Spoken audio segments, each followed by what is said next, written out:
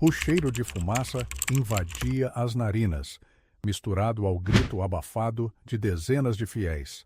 Naquela noite de 19 de abril de 2018, na vibrante Liberdade, em São Paulo, eu estava no púlpito com uma Bíblia em uma mão e um isqueiro na outra. Olhar, eu sei, era de fanático.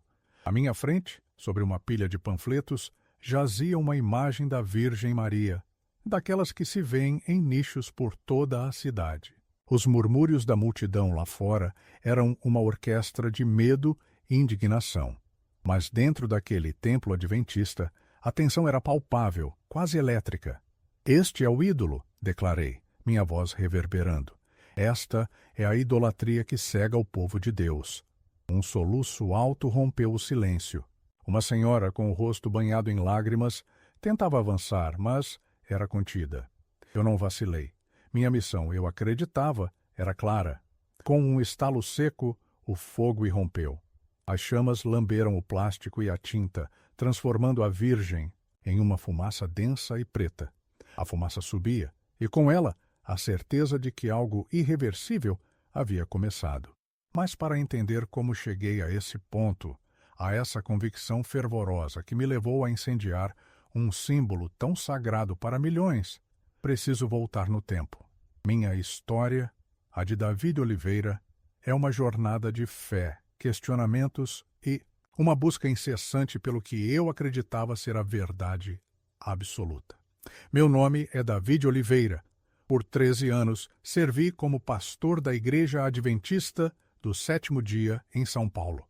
Desde minha conversão aos 22, eu havia dedicado cada fibra do meu ser a proclamar o que eu considerava a verdade bíblica em sua forma mais pura. Para mim, o catolicismo romano havia corrompido o cristianismo original com suas tradições, desviando-o do caminho divino.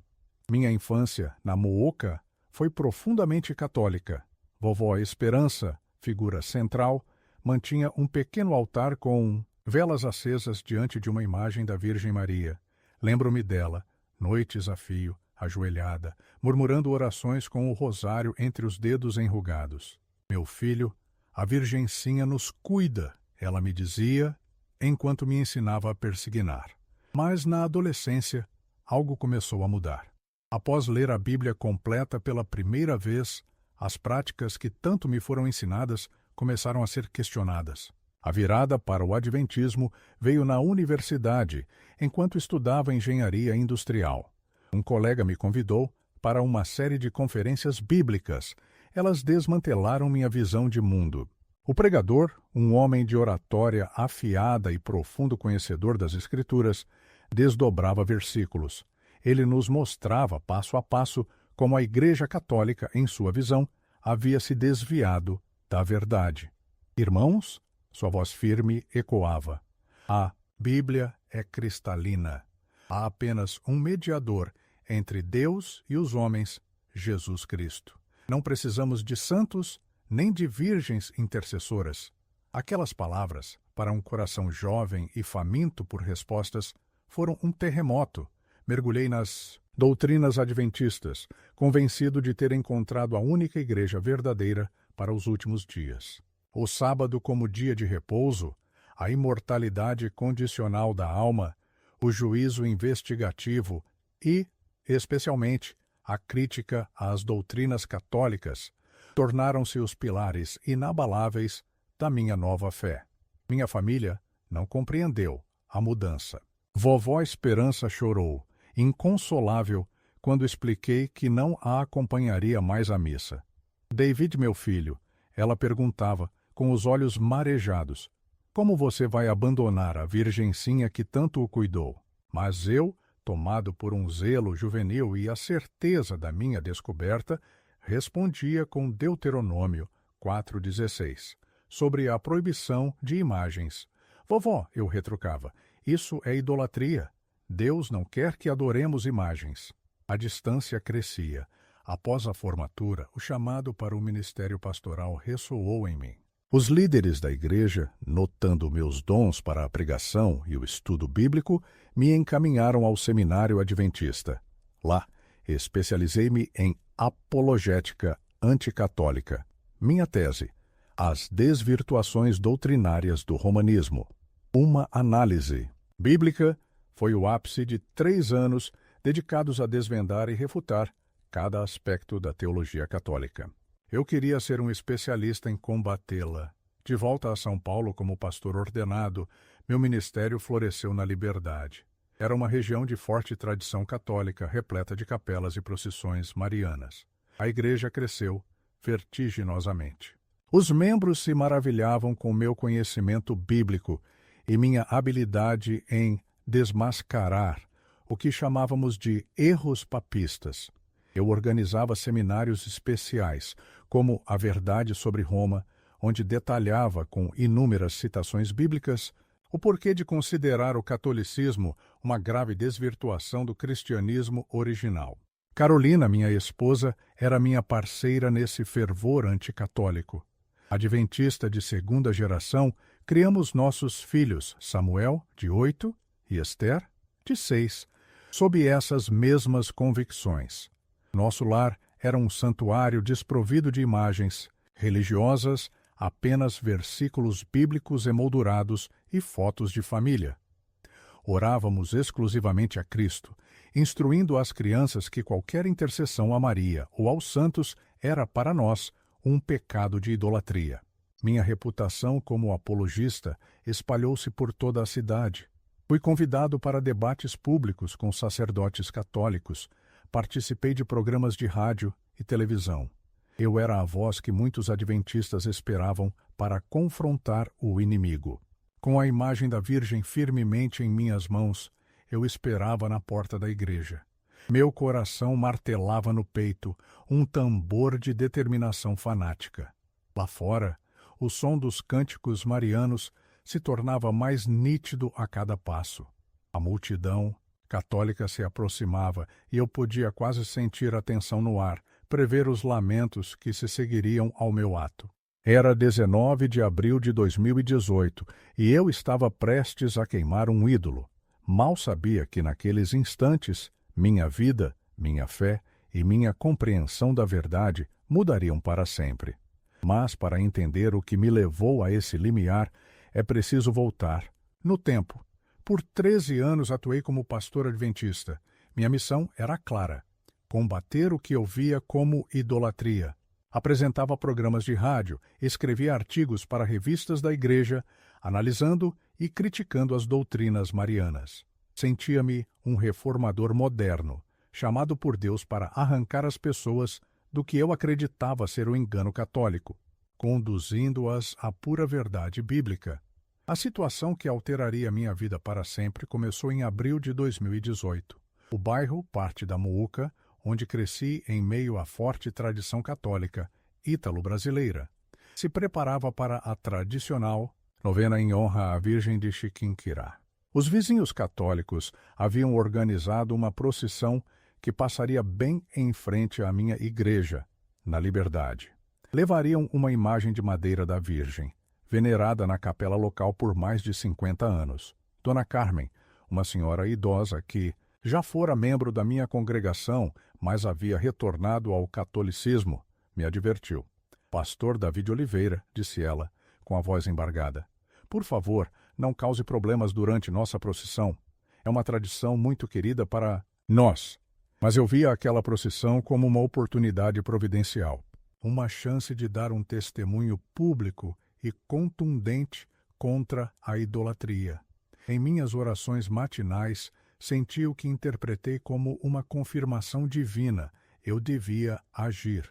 Nas semanas que antecederam, preguei uma série de sermões intitulada Libertados da Idolatria. Neles, preparei minha congregação para o que chamei de ato profético necessário. Eu citava o profeta Elias confrontando os profetas de Baal e o rei Josias destruindo objetos idolátricos em Judá.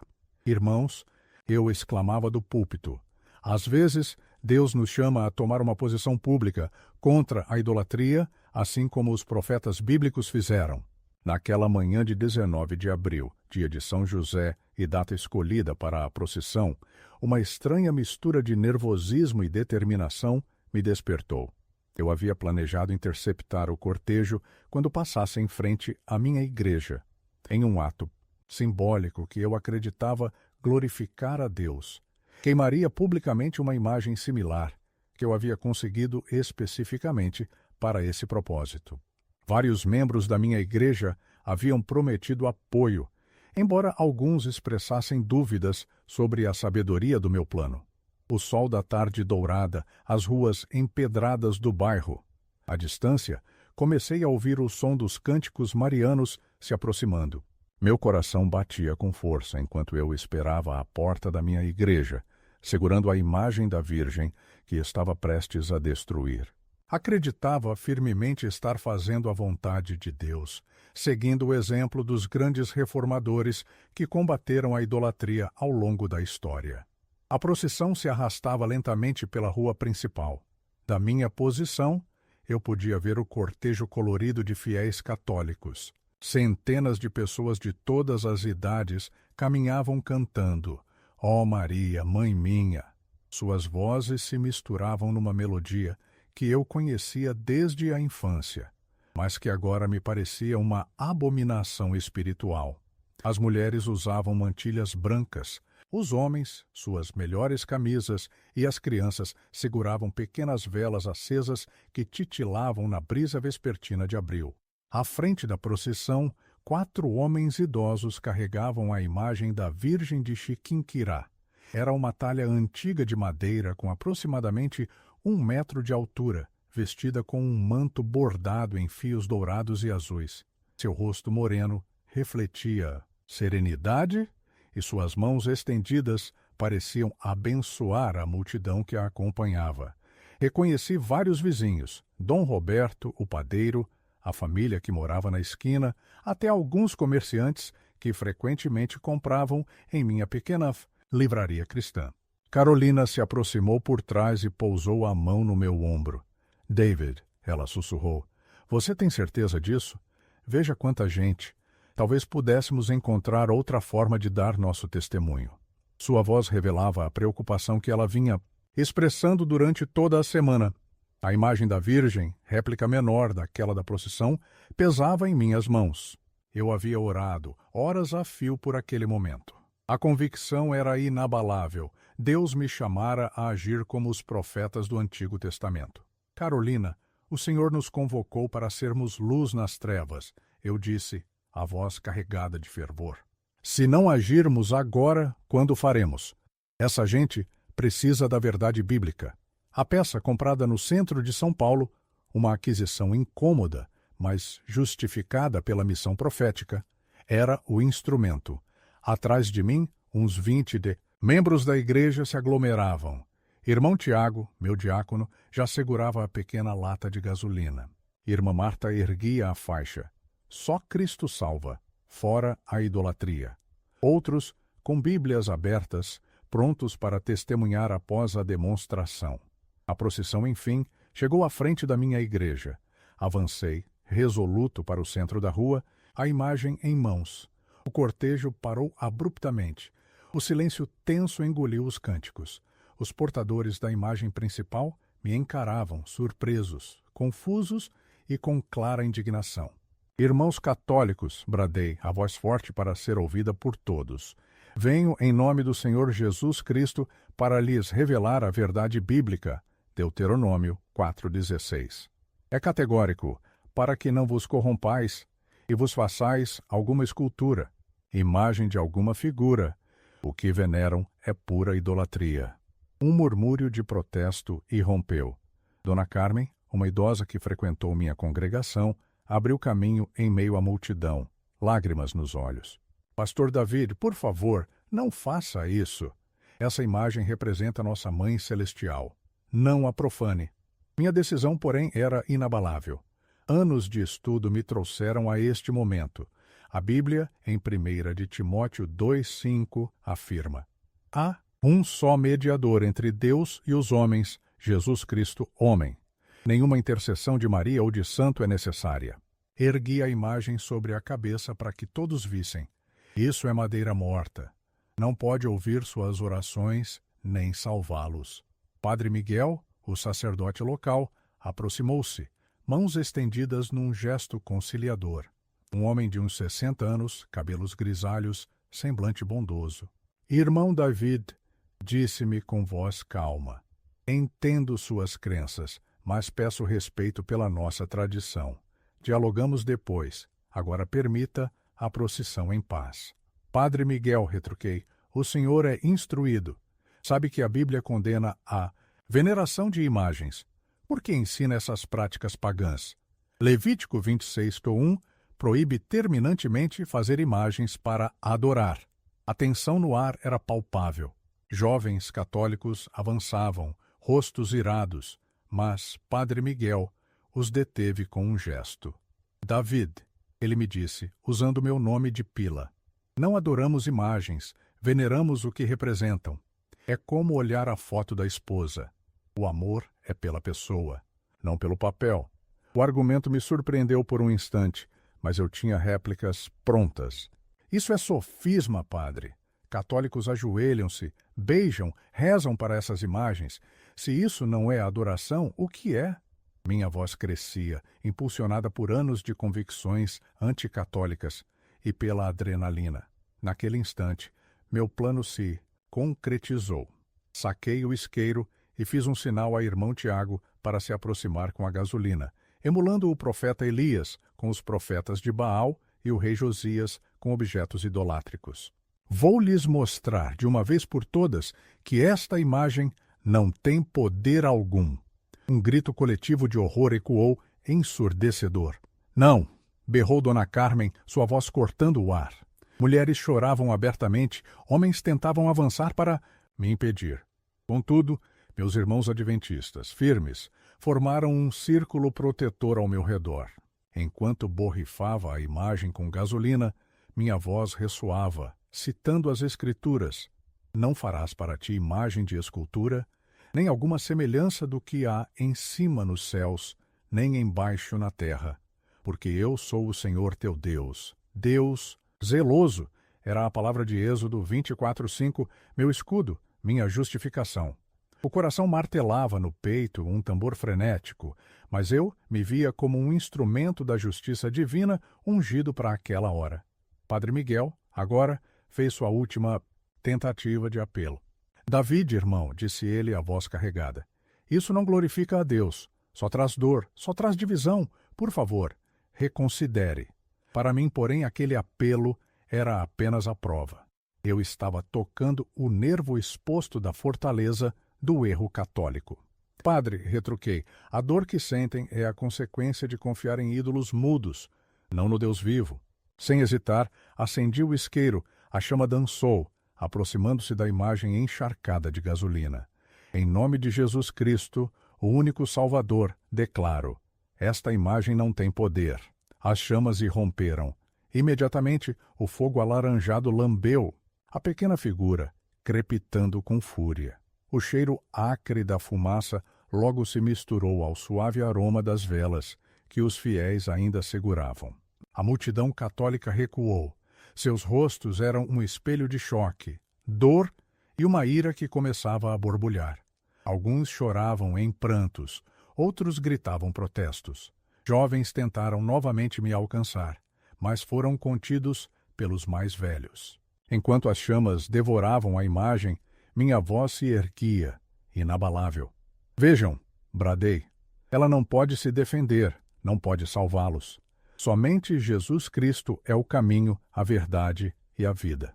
Meus irmãos adventistas, em coro, bradavam. Amém, glória a Deus. No entanto, um desconforto sutil já se instalava entre eles. A intensidade da reação católica era palpável, e eu senti. Em poucos minutos, a imagem virou cinzas. Apenas um montinho fumegante restava no asfalto. Um silêncio estranho se instalou. Não era o silêncio do respeito, mas um silêncio denso, carregado de dor, choque e uma tensão que se podia cortar a faca. Nos rostos católicos, uma mistura de tristeza profunda e indignação crescente se desenhava. Dona Carmen então se moveu. Lentamente, ela se aproximou das cinzas, ajoelhou-se. O choro que irrompeu dela era tão visceral que, por um instante, Me tocou fundo, mesmo com a certeza de ter agido certo. Virgenzinha minha, ela murmurava entre soluços. Perdoa-os, pois não sabem o que fazem. Aquelas palavras que ecoavam as de Cristo na cruz provocaram uma pontada estranha no meu peito, algo que eu não conseguia nomear. Padre Miguel se aproximou da anciã, ajudando-a a se levantar com uma ternura infinita. Em seguida, seus olhos encontraram os meus. Não havia ira ali, apenas uma tristeza profunda, quase insuportável. David, sua voz estava quebrada. Espero que um dia compreenda a dor que causou. Eu orei por nós e nós oraremos por você. Aquelas palavras me desarmaram. Eu aguardava fúria, argumentos, talvez um embate físico, mas essa resposta, dor mansa, promessa de oração, perfurou minha armadura de um jeito que eu não soube explicar, nem queria admitir. Ainda assim, mantive minha fachada de triunfo espiritual. Padre Miguel, declarei, a única dor real é a da alma apartada de Deus pela idolatria. Venham direto a Cristo. Abandonem essas tradições pagãs e abracem a verdade bíblica. Levantei minha Bíblia aos céus como um estandarte. Apenas a palavra de Deus pode salvá-los.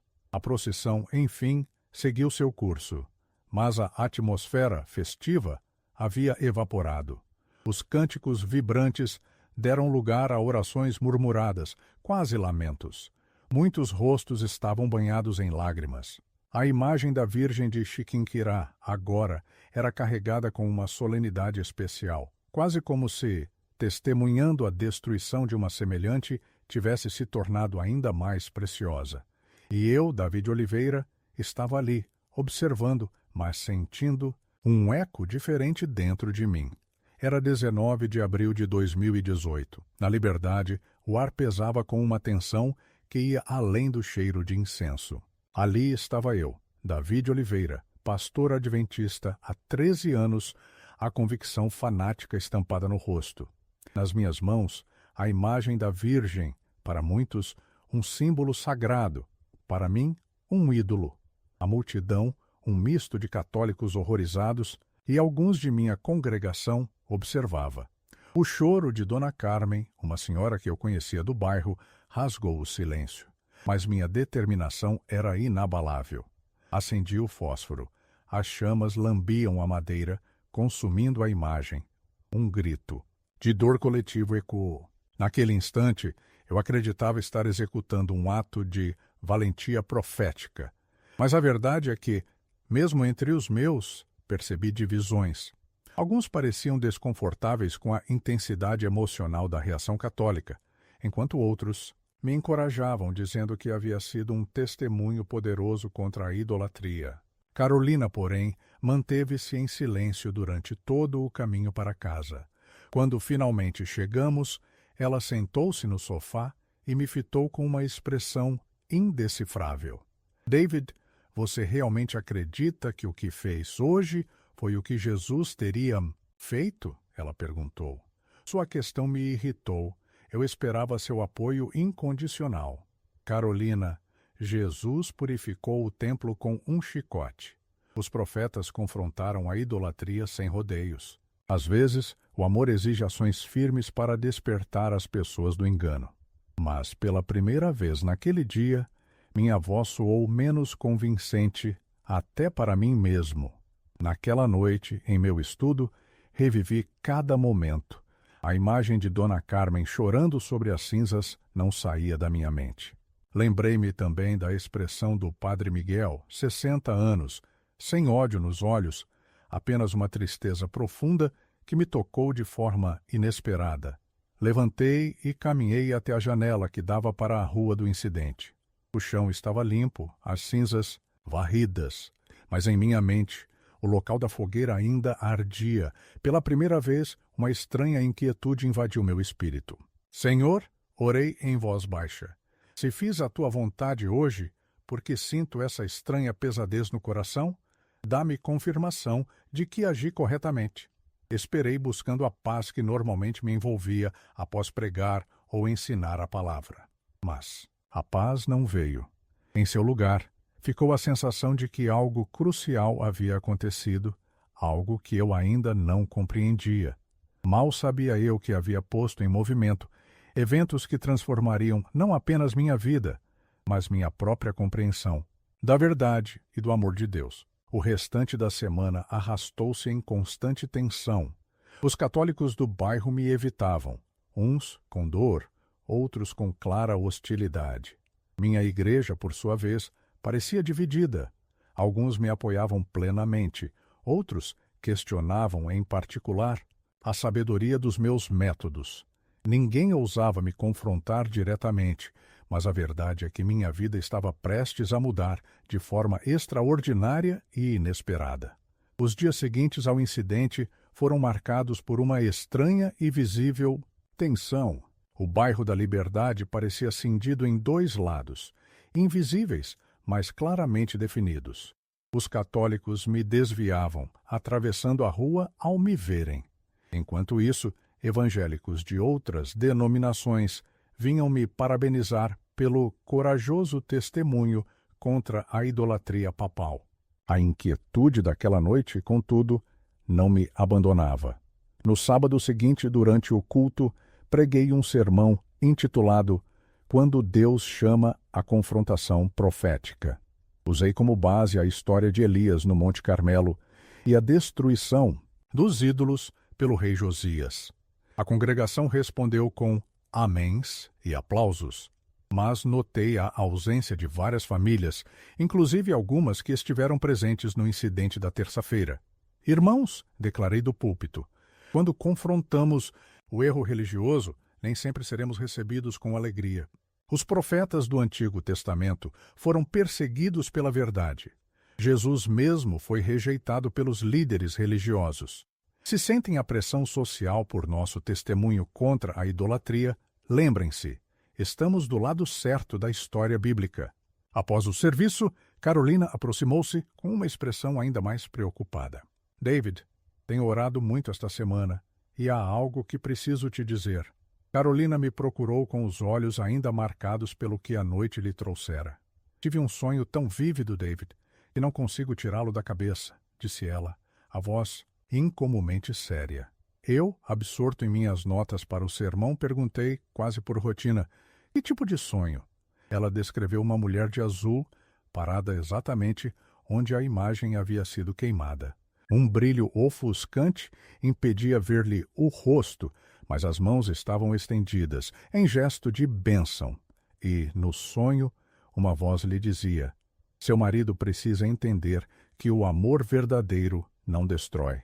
Acordei com uma sensação tão estranha. David, ela concluiu, como se fosse mais que um sonho qualquer. As palavras dela me perturbaram. Tentei racionalizar, como sempre. Carolina, eu disse, você está imersa nessa tensão católica.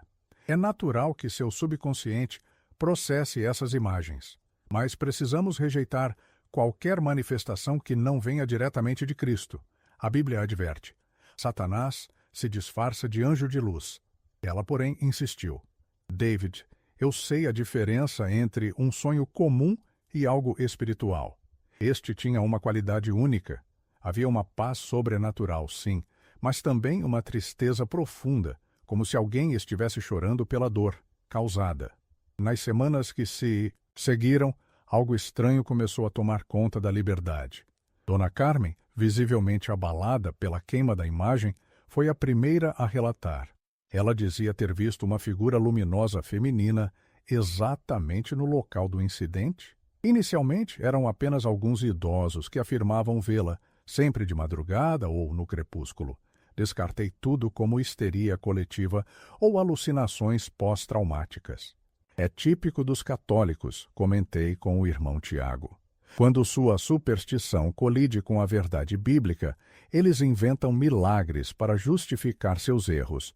O mesmo padrão de Lourdes, Fátima e todos esses lugares. Mas os testemunhos se multiplicaram.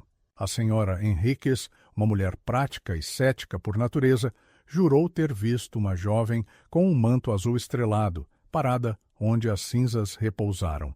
Pastor David, ela me disse na loja do seu Roberto. Sei que o senhor não acredita nessas coisas, mas juro pelos meus filhos, vi algo sobrenatural. Não era alucinação, era mais real que nós dois aqui, agora. O que realmente começou a me perturbar foi que não eram apenas católicos a relatar essas visões. 2 dos meus próprios membros da igreja, a irmã Rosa e o irmão Fernando, vieram me procurar, separadamente, com experiências semelhantes. Ambos estavam visivelmente agitados e confusos. A irmã Rosa, com lágrimas nos olhos, me contou: Pastor, voltava da farmácia quando vi uma luz intensa na rua onde o senhor queimou aquela imagem. Ao me aproximar, uma mulher belíssima, vestida de azul e branco, surgiu. As mãos estendidas, o rosto irradiava amor e tristeza. Ela sorriu para mim com uma compaixão que jamais senti, mas vi lágrimas em seus olhos. Não disse nada, mas eu entendi. Ela estava triste por toda a divisão e dor que se espalhara pelo bairro. O relato dela me atingiu em cheio. A irmã Rosa era uma das minhas membras mais sólidas, uma mulher estudiosa da Bíblia, cética por natureza a qualquer manifestação sobrenatural sem respaldo claro das Escrituras. Em seguida, veio o irmão Fernando, com uma experiência ainda mais detalhada. Pastor Davi, ele começou, eu estava até tarde no meu trabalho, no meu ateliê, e decidi caminhar um pouco para clarear a mente. Já passava das 11 da noite. Ao passar pelo local do incidente, uma luz suave brotava do próprio chão. Pensei que alguém tivesse esquecido uma lanterna, mas quando me aproximei, a luz começou a tomar forma. Era uma mulher jovem, de uma beleza. A fumaça ainda pairava sobre a Praça da Liberdade, misturando-se ao choro e aos gritos de repulsa. Era 19 de abril de 2018. Davi de Oliveira, pastor adventista, erguia a tocha com uma determinação fanática, os olhos fixos nas cinzas da imagem da Virgem que acabara de consumir. Ele acreditava estar purificando aquele espaço, libertando almas do que via como idolatria. Mas o que realmente libertou naquele dia foi uma tempestade dentro de si, uma que o levaria a questionar tudo o que acreditava. Nos dias anteriores, e nas semanas que se seguiram, a praça virou um palco de estranhos relatos. Fiéis católicos, muitos deles da Muca, o bairro onde cresci, em meio à forte tradição ítalo-brasileira, vinham até mim com histórias que me desafiavam profundamente. Eles falavam de uma aparição. Era uma figura deslumbrante, vestida em luz azul e branca. Uma paz inédita emanava dela, mas seus olhos revelavam uma tristeza profunda. Seus olhos fitaram os deles. Sem mover os lábios, uma mensagem ecoou em seus corações. Diga ao seu pastor que o amor verdadeiro não se prova destruindo o que outros amam, mas construindo pontes de entendimento. E então, ela se desfez no ar. Aqueles relatos me lançaram num conflito interno avassalador. Minha formação adventista gritava: manifestação demoníaca. Afinal, como aceitar algo que parecia endossar crenças católicas? Mas, ao mesmo tempo, as pessoas que contavam essas histórias eram íntegras, algumas até da minha própria igreja. Isso me atormentava. Decidi investigar pessoalmente. Durante várias noites, me postei perto do local do incidente, Bíblia em punho e orando por proteção divina contra qualquer engano satânico. As primeiras 3 noites, nada de incomum aconteceu. Mas na 4ª noite, 15 de abril, minha vida mudou para sempre. Por volta das 11h30 da noite, após mais de 1 hora de oração e leitura bíblica, percebi uma sutil mudança no ar. Nem frio, nem calor. O ambiente adensou-se, carregado por uma presença inexplicável. Então vi a luz. No início, era apenas um brilho suave, emanando exatamente do pavimento onde eu havia queimado a imagem. Minha primeira reação foi ceticismo. Provavelmente é o reflexo de alguma lâmpada ou um carro que passa. Mas a luz se intensificou gradualmente, começando a tomar forma vertical. Meu coração disparou. Fechei os olhos com força e orei. Senhor Jesus, se isso é um engano do inimigo ordene que ele se vá em teu nome poderoso. Se é de ti, dá-me discernimento.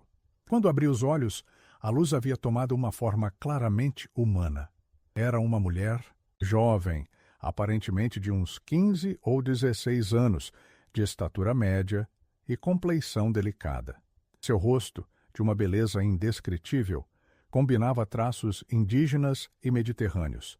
Sua pele morena suave irradiava luz própria, e seus olhos grandes, expressivos, transbordavam compaixão infinita, mas também uma tristeza abissal. Vestia uma túnica azul intensa, que parecia feita de luz líquida, com estrelas douradas cintilando suavemente em toda a superfície. Sobre os ombros, um manto mais claro, quase branco, movia-se delicadamente, mesmo sem vento. Suas mãos estavam juntas em oração, mas ocasionalmente se estendiam para mim num gesto que comunicava tanto bênção quanto súplica. O que mais me impactou foi sua expressão. Não havia condenação nem ira em seu rosto, apesar de eu ter queimado uma imagem que claramente a representava. Em vez disso, encontrei um amor maternal tão profundo que me atingiu até os ossos, misturado a uma tristeza que parecia abarcar toda a dor do mundo. Minha primeira reação foi terror. Gritei: em nome de Jesus Cristo, ordeno que te vás se não és de Deus. Mas em vez de desvanecer, a figura me sorriu com uma ternura que derreteu meu medo. Não foi um sorriso triunfante ou zombeteiro, mas o sorriso de uma mãe que vê seu filho confuso e assustado. Então ouvi sua voz. Não era uma voz audível no sentido físico, mas algo que ressoava diretamente em meu espírito, mais clara que qualquer som externo que eu já tivesse escutado. David, filho meu, não tenhas medo. Venho em nome de meu filho Jesus, a quem tu amas sinceramente, embora não compreendas completamente sua vontade. Suas palavras me deixaram sem fôlego. A clareza e a autoridade de sua voz eram inegáveis, mas também havia uma humildade que não esperava. Ela continuou: vi seu zelo em defender o que crê ser a verdade. Seu amor por Jesus é real e isso alegra meu coração. Mas, filho, o zelo sem entendimento pode causar mais mal do que bem. Ao queimar minha imagem, você não destruiu apenas um pedaço de madeira. Feriu profundamente meus filhos que me amam, através daquela representação. Tentei responder, mas minha voz falhou. Todo o meu treinamento teológico gritava: é uma manifestação demoníaca. Contudo, a presença daquela mulher irradiava uma santidade impossível de falsificar. Não havia nela nada sombrio, manipulador ou sedutor. Pelo contrário, sua presença me inundava de uma paz sobrenatural e, ao mesmo tempo, de uma profunda convicção sobre as minhas ações. Sei o que está pensando, ela prosseguiu com um sorriso triste. Ensinaram a você que qualquer aparição minha vem do maligno, mas diga-me, filho, o maligno pode produzir a paz que sente agora? O pai das mentiras pode gerar este amor puro que flui para seu coração? Ela tinha razão. Apesar da minha confusão teológica, eu sentia uma paz que transcendia todo o entendimento. Exatamente como Paulo descreve em Filipenses 4:7. Não era a falsa paz da complacência, mas a quietude profunda de estar diante de algo absolutamente santo e puro. Mas a Bíblia? Sussurrei finalmente. A Bíblia é a palavra de Deus e eu a honro completamente, respondeu ela com autoridade. Diga-me então, onde na Bíblia Jesus proíbe sua mãe de interceder por seus filhos? Onde ele proíbe que aqueles na glória ajudem os que ainda lutam na terra?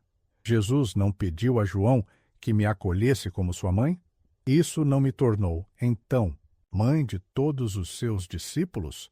Suas palavras ressoaram com uma lógica bíblica que eu jamais havia considerado. Sempre interpretei esses trechos de outra forma, mas agora, ouvindo-a com aquela autoridade suave e inquestionável, comecei a enxergar dimensões do texto que antes me escapavam. Mas as imagens? Êxodo 20. Tentei argumentar, minha voz já fraca. Filho? Ela me interrompeu gentilmente. O mesmo Deus que proibiu imagens no Êxodo Também ordenou a Moisés que fizesse querubins de ouro para a arca da aliança. Seria Deus contraditório? Ou talvez a proibição era contra a adoração de ídolos falsos, não contra toda a representação visual do sagrado? Boaz, sua interpretação me deixou sem fala. Por anos, usei Êxodo 20 como prova contra as imagens católicas, mas nunca havia considerado seriamente a aparente contradição com os querubins da arca. Sua explicação possuía uma coerência bíblica inegável. Ela prosseguiu, e o som do meu nome, David Oliveira, em seus lábios, tinha uma qualidade especial, como se pronunciado com amor infinito. Quero que compreenda algo muito importante. Os católicos que veneravam aquela imagem que você queimou não a adoravam como a um Deus. Eles a amavam como um lembrete do meu amor maternal. Ao destruí-la, foi como se tivesse rasgado a fotografia da mãe de alguém enquanto lhe gritava que não precisava se lembrar dela. A analogia me atingiu como um martelo. Lembrei-me das lágrimas de Dona Carmen, da expressão de dor no rosto, do Padre Miguel, da reação emocional de toda a comunidade católica. Pela primeira vez, comecei a compreender que talvez tivesse interpretado mal suas motivações.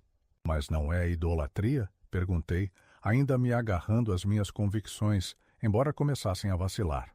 Filho, é idolatria quando você olha para a fotografia de Carolina e sente amor por ela? Você adora o papel fotográfico, ou ama. A pessoa que ele representa, os católicos que me veneram não adoram madeira ou gesso. Através dessas imagens, eles buscam uma conexão comigo, sua mãe espiritual, e por meio de mim, com o meu filho Jesus. A clareza daquela explicação foi devastadora para meus argumentos teológicos. Por anos, eu havia edificado uma teologia anticatólica. Minhas antigas interpretações agora pareciam superficiais, mal informadas. Mas, sola scriptura. Balbuciei, a confusão me fazendo mudar para o inglês. Ela sorriu com uma compreensão profunda. A Escritura é a autoridade suprema. Isso é verdade. Mas me diga, David, quem interpretou as Escrituras para os primeiros cristãos? Quem preservou e transmitiu os ensinamentos de Jesus antes que os evangelhos fossem escritos? Não foi a Igreja que o próprio Jesus estabeleceu, guiada pelo Espírito Santo? Suas perguntas atingiram o cerne da minha teologia protestante.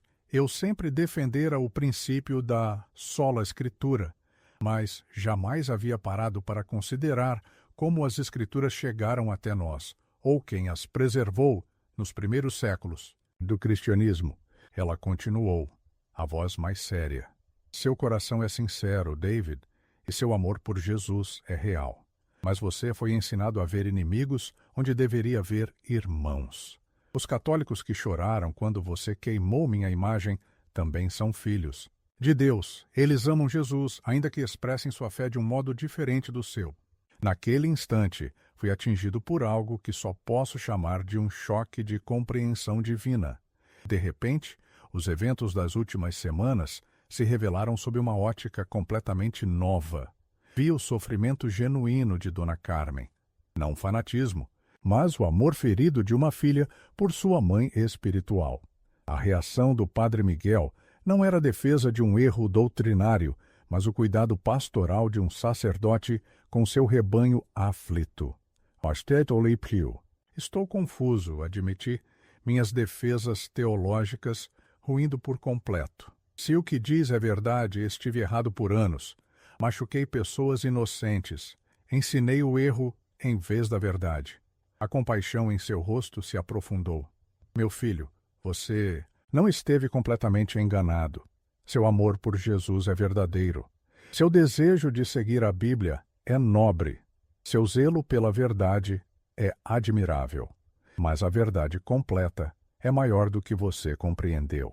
E o amor verdadeiro busca unir, jamais dividir. Lágrimas incontroláveis começaram a rolar pelo meu rosto. O que devo fazer? Minha congregação, minha família, toda a minha vida foi construída sobre essas crenças. Ela me disse, com uma voz maternal mais firme. A verdade exige coragem. Jesus afirmou que a verdade nos libertaria, mas não que seria fácil. Peço-lhe que busque com o coração aberto. Estude a história da igreja primitiva. Examine os ensinamentos dos padres, da igreja. Converse com católicos devotos, não para debater, mas para entender. E, acima de tudo, ore por discernimento. Mas como saberei se isso vem realmente de Deus? Indaguei, desesperado. Ela estendeu as mãos para mim, e uma luz suave, mais potente, fluiu delas para meu coração. Os frutos do Espírito são amor, alegria, paz, paciência, amabilidade, bondade, fidelidade, mansidão e domínio próprio. Que frutos sua ação contra minha imagem produziu? E que frutos este encontro comigo está gerando? A diferença era gritante, inegável. Minha ação gerara dor, divisão, raiva e confusão. Este encontro, embora desafiando tudo em que eu acreditava, nutria paz, amor, humildade e uma fome insaciável pela verdade. Vá em paz, meu filho, ela sussurrou, enquanto começava a se esvair gradualmente. Busque a verdade com humildade e a encontrará. E lembre-se, sou a mãe de todos os que amam Jesus, incluindo você. Nunca estará sozinho nesta busca. Quando a aparição se dissolveu por completo, fiquei sozinho na rua. Escura, mas eu não era mais o mesmo homem que ali chegara. Todo o meu sistema de crenças fora abalado até os alicerces, e eu sabia que minha vida nunca mais seria a mesma. Fiquei ali por horas, chorando, orando, tentando processar o que havia vivido. Ao amanhecer, caminhei lentamente para casa, com a certeza de que a aparição havia virado meu mundo do avesso. Os dias seguintes foram uma montanha-russa emocional, o início da jornada mais difícil da minha vida. Cheguei em casa ao amanhecer, a alma revirada, sabendo que contar a Carolina o que vira soaria como loucura. Contudo, seu próprio sonho profético abriu uma porta inesperada. David, algo mudou em você ontem à noite. Ela me disse no café, analisando meu rosto, preocupada. Você tem a mesma expressão que eu tive depois do meu sonho com a mulher de azul. Tomei suas mãos. Carolina, preciso te contar algo impossível, mas juro pelos nossos filhos que é a verdade. Por uma hora, narrei cada detalhe da aparição, da primeira luz às últimas palavras da Virgem. Para minha surpresa, ela não mostrou incredulidade. Pelo contrário, lágrimas de reconhecimento escorreram. David, essa é exatamente a mulher do meu sonho. A mesma presença, a mesma paz sobrenatural, a mesma tristeza amorosa. Ela se persignou instintivamente, um gesto que não fazia desde a infância católica. O que vamos fazer agora? Nas semanas seguintes, iniciamos uma investigação cuidadosa e secreta. Em vez de buscar refutar o catolicismo, nosso objetivo era genuinamente compreendê-lo. Comprei uma história da Igreja de Eusébio de Cesareia, tratados dos padres apostólicos e livros modernos de apologética católica, muitos escritos por ex-protestantes. O que descobri me deixou sem fôlego. Os cristãos do primeiro século já veneravam Maria como Theotokos, Mãe de Deus, e pediam sua intercessão. São Justino Mártir, discípulo direto dos apóstolos, escrevia sobre Maria como a nova Eva. Irineu de Lyon ensinava sobre seu papel na salvação. Tudo o que eu considerara corrupção papal, medieval, existia desde as origens do cristianismo. Certa manhã, reuni coragem para visitar o Padre Miguel, 60. Eu o encontrei podando rosas no jardim da paróquia, uma atividade surpreendentemente mundana para quem eu vira como inimigo doutrinário por anos. Padre Miguel, disse, a voz trêmula, preciso falar com o senhor urgentemente.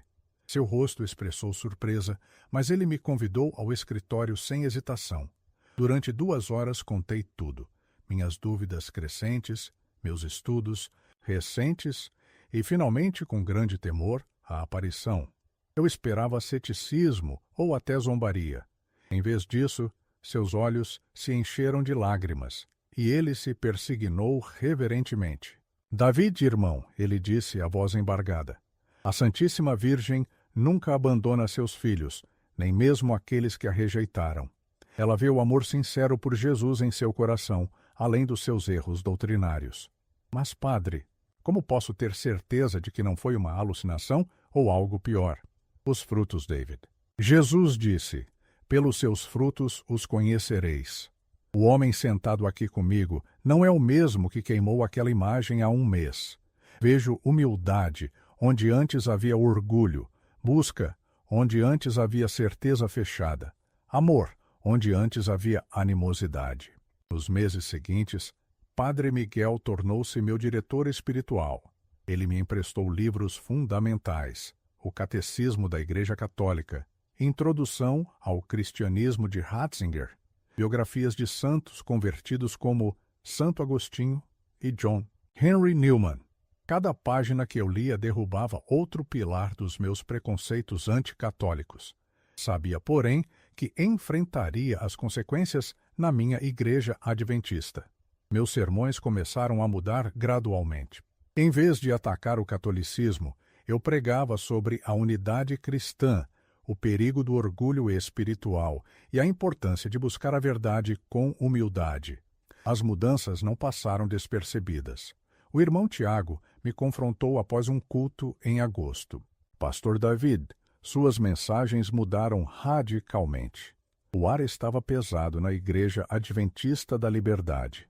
Em 19 de abril de 2018, diante da multidão dividida, alguns com lágrimas, outros com fúria, eu me postei. A imagem da Virgem, antes alvo de veneração em tantos lares, agora estava em minhas mãos. Uma chama fanática queimava em meus olhos, e então o fogo. A fumaça subiu, levando consigo a devoção de muitos, a indignação de outros e a minha própria história de fé. Mas como um pastor adventista chegou a esse ponto, minha jornada foi longa. 13 anos dedicados ao ministério, pregando com fervor. No entanto, o questionamento começou de forma sutil. Eu já não denunciava os erros papistas com a mesma veemência de antes. Alguns irmãos, percebendo a mudança, preocuparam-se com minha suposta influência por doutrinas estranhas. O momento da verdade, eu sabia, se aproximava. Irmão Tiago, eu disse a ele, tenho estudado intensivamente a história do cristianismo primitivo. Acredito que algumas de nossas posições anticatólicas podem estar baseadas em mal-entendidos históricos. Sua reação foi imediata, furiosa.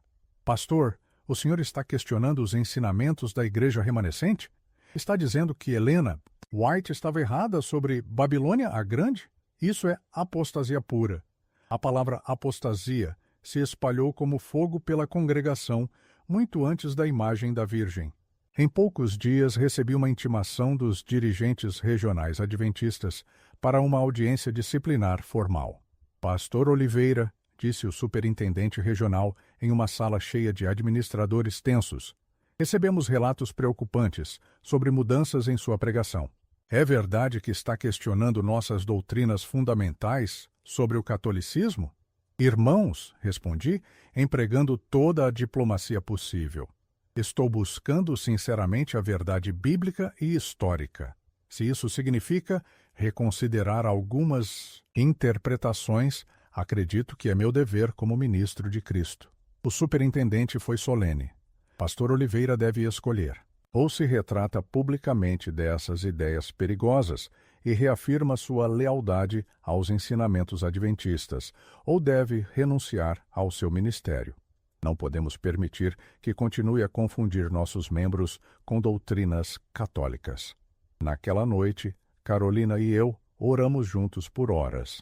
Carolina, eu disse finalmente, lembremos das palavras da Virgem sobre a coragem que a verdade exige.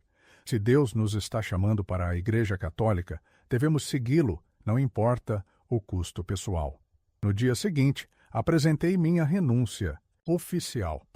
Não posso me retratar do que sinceramente acredito ser verdadeiro, escrevi em minha carta. Prefiro perder minha posição a trair minha consciência. A reação foi devastadora, mas previsível. Perdemos imediatamente nosso salário, a moradia pastoral e muitas amizades. Famílias que nos foram próximas por anos nos evitavam na rua. Meu irmão mais velho, também pastor adventista, escreveu-me uma carta dolorosa, acusando-me de vender minha herança espiritual por um prato católico. Mas também experimentamos graças inesperadas. A comunidade católica do bairro, liderada por Dona Carmen, organizou uma coleta para nos ajudar economicamente durante a transição. Meu filho, disse-me a anciã, com lágrimas de alegria, a Virgem nunca se esqueceu do Senhor. Ela sabia que este dia chegaria. O processo formal de conversão levou 7 meses de preparação intensiva com o Padre Miguel. Aprendemos não apenas a doutrina, mas a beleza da liturgia católica, a riqueza da tradição contemplativa e a profundidade transformadora da vida sacramental. O momento mais emotivo veio quando visitamos juntos o lugar onde havia queimado a imagem. Os vizinhos católicos haviam construído ali uma pequena capela, com uma nova imagem de Nossa Senhora de Chiquinquirá, cercada de flores frescas e velas votivas. Ajoelhei-me diante daquela imagem com lágrimas de arrependimento sincero. Minha mãe, orei pela primeira vez, dirigindo-me diretamente a Maria. Perdoa-me pela dor profunda que causei aos teus filhos. Ajuda-me a reparar o dano que fiz com minha ignorância e orgulho. Uma paz sobrenatural envolveu meu coração, tão real quanto a presença que havia experimentado durante a aparição. Soube sem dúvida que havia sido perdoado e que esta Mãe Celestial me guiava para seu filho. Nossa recepção formal na Igreja Católica ocorreu durante a Vigília Pascal de 2018, quando o Padre Miguel derramou a água batismal sobre minha cabeça. Lembrei as palavras de Jesus a Nicodemos: quem não nascer da água e do Espírito não pode entrar no reino de Deus. Pela primeira vez em minha vida, senti que estava experimentando o cristianismo completo e autêntico. A primeira comunhão foi indescritível. O ar em liberdade estava carregado, não apenas com o cheiro de incenso das lojas orientais, mas com uma tensão palpável. Era 19 de abril de 2018. No centro da praça, David Oliveira, pastor adventista há 13 anos, erguia uma imagem da Virgem Maria. Seus olhos, antes cheios de fervor, agora brilhavam com uma determinação fanática. Uma pequena multidão de fiéis católicos, muitos deles idosos, chorava e implorava. Dona Carmen, com as mãos trêmulas, tentava intervir, mas foi afastada. David acendeu o isqueiro. A chama dançou por um instante, refletida nas lágrimas e nos rostos aterrorizados. Ele estava prestes a purificar aquele lugar, a extirpar o que considerava idolatria. Aquele ato brutal e definitivo era o ápice de uma jornada de fé distorcida.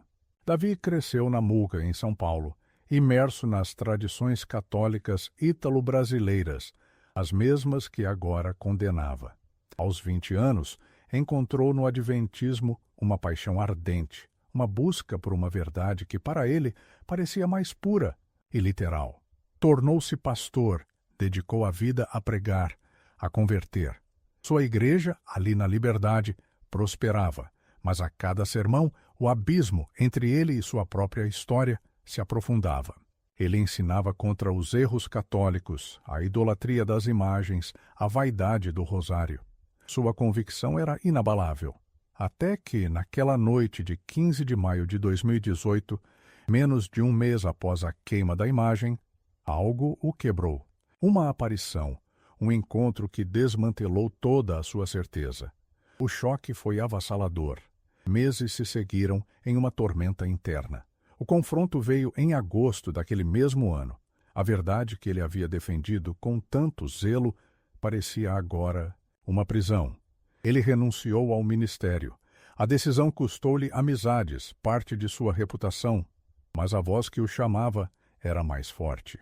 A família, Carolina, Samuel, de 8 anos, e Esther, de 6, o acompanhou em 7 meses de intensa preparação. Eles foram formalmente recebidos na Igreja Católica em uma vigília pascal, um renascimento espiritual para todos. Hoje, 3 anos depois, minha vida é outra. Sirvo como professor de religião numa escola católica e catequista na paróquia, onde, ironicamente, causei tanta dor. Minha especialidade é auxiliar protestantes sinceros, aqueles que, como eu, um dia, questionam suas interpretações anticatólicas. Antes, ensinei sobre a Santa Ceia como um mero memorial simbólico. Mas, ao receber o verdadeiro corpo e sangue de Cristo, experimentei uma união mística que jamais conhecera.